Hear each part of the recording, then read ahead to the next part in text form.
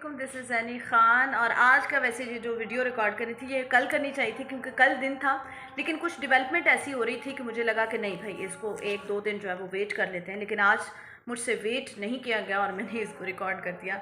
Peoples party 56वां यौम तासीस मनाया गया पीपल्स पार्टी की जानिब से कोयटा के अंदर।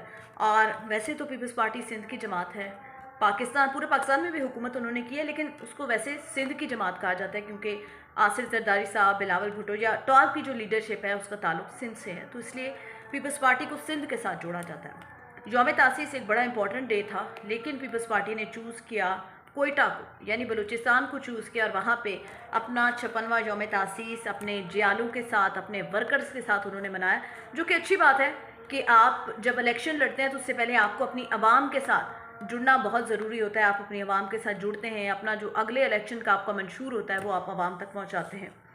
कल बिलावल भुट्टो जरदारी की तकरीर को और आसिफ अली जरदारी की तकरीर को अगर कंपेयर करें, इससे आपको पता होगा कि कुछ दिन पहले कुछ खबरें गर्दिश कर रही थी कि भाई आसिफ और जरदारी में लड़ाई हो चुकी है, बिलावल और जरदारी के अंदर, सॉरी, और बिलावल अचानक दुबई चले गए। हालांकि कुछ इंटरनल न्यूज़ ये भी कह रही है कि बिलावल भुट्टो जरदारी साहब की मंगनी थी, जो कि कंफर्म नहीं है।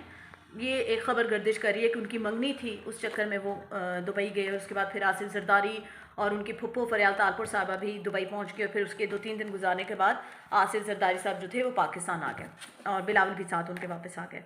अभी कल का जो जलसा था उसके अंदर अगर तकरीर देखी जाए तो आसिफ जरदारी साहब डिफेंड कर रहे थे बिलावल को। उन्होंने एक निजी टीवी को इंटरव्यू दिया था कि बिलावल का मकसद बाबे कहने का वो मकसद नहीं था जो उनको समझा गया, बस क्योंकि आजकल की यंग जनरेशन है, बड़ी बात है कि बिलावल खुद को यंग जनरेशन में काउंट करते हैं, हालांकि ही इज़ 36 और 37, तो चले ठीक है। लेकिन जरदारी साहब ने ये इस तरह डिफेंड किया कि भाई बिलावल एक नई यूथ है, तो ये वो वाली यूथ है जो कहती है कि बाबा यू नो नथिंग। और ये वाकई ऐसा ही है। अगर आजकल के बच्चों को कंपेयर किया जाए, मैं अपनी फैमिली के बच्चों को, अपनी भांजी भांजों को कहूँ, तो वो भी यही समझते हैं कि भाई आपको कुछ नहीं पता, हमें सब कुछ पता है। तो बिलावल का ये भी हो सकता है कि वो सियासत में एक नए तरीके से सियासत करना चाहते हों, जो कि आसिफ जरदारी या पार्टी उसको पसंद ना कर रही है, वो भी एक एलिमेंट आता है। लेकिन कल की तकरीर को अगर कंपेयर किया जाए तो बिलावल अपने उस स्टांस पे अभी तक काम है। बिलावल ने फिर वो बाबों का लफ्ज़ इस्तेमाल किया कि विफाक के अंदर बैठे उन बाबों की जो सियासत है वो बहुत पुरानी सियासत है, उस सियासत को अब बदलने की ज़रूरत है। आसिफ जरदारी साहब ने क्या नारा लगाया जी कि पाकिस्तान को बेहतर करेंगे, मैं, बिलावल और आसफा मिलके आपके ताउन से हम पाकिस्तान को बेहतर मुल्क बनाएंगे। अभी अगर देखा जाए तो 56वां यौम तासीस था, यानी 56 साल हो चुके हैं पीपल्स पार्टी को बनाए हुए, क्रिएट किए हुए पाकिस्तान के अंदर।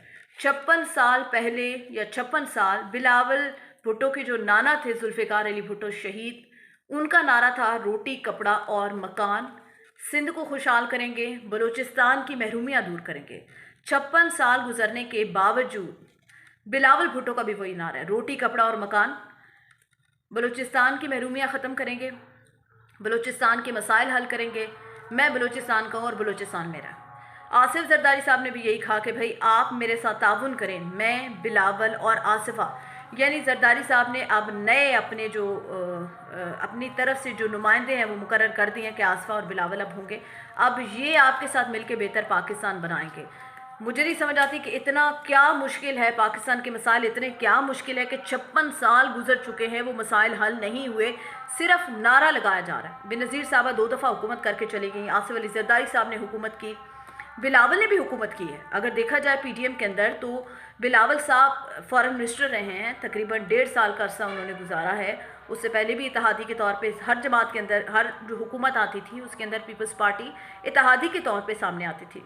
लेकिन ऐसी कौन से पाकिस्तान के मसाइल हैं कि 56 साल गुजर चुके हैं, अभी भी रोटी कपड़ा और मकान हमारी गरीब आवाम को नहीं मिला, बलूचिस्तान की महरूमियाँ दूर नहीं की गई, सिंध के मसाइल दूर नहीं किए गए।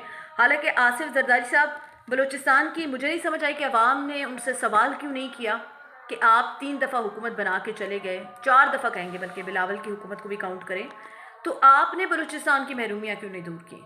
और बलूचिस्तान में तो चले आपकी कभी हुकूमत नहीं बनी उस तरह जो मेजॉरिटी में सिंध में आपकी हुकूमत बनी है, सिंध की महरूमियाँ क्या आपने दूर कर दी हैं? क्या थर के हालात बेहतर हो चुके हैं? वो सिंधी कहावत है ना, मुझे अभी मेरी सिंधी तो इतनी ठीक नहीं है, लेकिन सिंध की कहावत है कि थर बहंदे तो रोई पैंदे, यानी थर में अगर आप जाएं तो आपको रोना आ जाता है। इस किस्म की गुर्बत है कहत है लोगों को। मैं खुद एक दफ़ा, मेरा अपना ज़ाती एक्सपीरियंस है, कुछ ऐसी सब्जियां और कुछ ऐसे फ्रूट्स हैं ना जो हम यहाँ पे खाते हैं और हमारे लिए बड़ी नॉर्मल बात है, थर के लोगों को उन फ्रूट्स का नहीं पता कि वो पाकिस्तान के अंदर फ्रूट्स या वो सब्जियां मिलती हैं। कितने आइटम्स हैं ग्रॉसरी के जो कि थर के लोगों को नहीं पता। वो इस कदर बैकवर्ड हैं, झोपड़ियों के अंदर वो रहते हैं, अपना गुजर बसर उनका इतना मुश्किल है कि उनको इन चीज़ों का पता ही नहीं है। तो बलूचिस्तान को तरक्की देने की बजाय अगर बिलावल साहब सिंध की तरक्की को अगर डिस्कस करते उस जलसे के अंदर और अपनी कारकर्दगी बताते और मॉडल के तौर पे सिंध को पेश करते, तो शायद बलूचिस्तान की आवाम उनके मसाइल सुन लेती और उनकी बात सुनती और अपने मसाइल का हल के लिए उनको मसीहा समझती। लेकिन सियासत में वही जो पिछले पाकिस्तान बने 70-75 साल हो चुके हैं, तब का अभी तक नारा वही चल रहा है भाई, रोटी देंगे, कपड़ा देंगे, मकान देंगे, बेरोज़गारी ख़त्म करेंगे, कुदरती वसाइल का इस्तेमाल करेंगे ताकि वहाँ की जो मकामी आबादी है उसके हालात बेहतर हो चुके हैं। लेकिन सारा कुछ पाकिस्तान में होने के बावजूद कभी मैं हैरान होती हूँ कि कभी सियासतदान बैठ के ये बात क्यों नहीं सोचते। पाकिस्तान माला माल है कुदरती वसाइल से, हर सीज़न है हमारे पास लेबर है, हमारे पास यूथ है, सबसे ज़्यादा पाकिस्तान में यूथ की पॉपुलेशन है, हमारे पास यूथ है, हमारे पास ख़वातीन है काम करने वाली, हमारे पास डेडिकेटेड हमारे लोग मौजूद हैं जो कि काम करना चाहते हैं। लेकिन फिर भी पाकिस्तान के मसाइल हल नहीं होते। कोई बड़ा मुल्क नहीं है पाकिस्तान, 26-27 करोड़ आवाम का ये मुल्क है। लेकिन सोचने की बात यह है, हम सोचें लेकिन सियासतदान क्या सोच नहीं है बैठ के कि भाई ये 3-4 जो मिले जुले ख़ानदान है और फिर इनके आगे जो मशीर वज़ीर हैं 1 करोड़ कर ले चलें फॉर एग्ज़ाम्पल, 1 करोड़ की जो आवाम है पाकिस्तान की, उनके असासों में दिन ब दिन अरबों खरबों का इजाफा हो रहा है। लेकिन जो गरीब है, 25,000 30,000 तनख्वाह लेने वाला गरीब है, उसके घर के हालात इन 76-77 सालों में अभी तक क्यों नहीं बदले? अपने ज़मीर से आप पूछें ना और उन हालात को बेहतर करने की कोशिश करें। इमरान खान आए थे तब्दीली लेकर, तब भी अवाम का यही नारा था, उनका नारा था, लेकिन अवाम ने उनके ऊपर ट्रस्ट किया और फिर हमने देखा कि क्या हालात हुए इस मुल्क के साथ।